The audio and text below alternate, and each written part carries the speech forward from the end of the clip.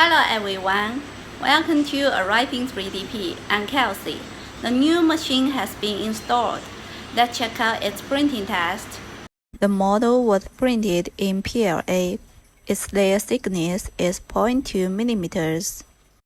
According to the needs of customers, we have added an automatic leveling function. Our engineer said its printing result was okay. Printing will be not smooth at first. It will get better as it print more. This report was printed in TPU. Finishing printing, let's check out the result. We are a professional manufacturer of 3D printers, and we offer high-quality 3D printing services. See you next time!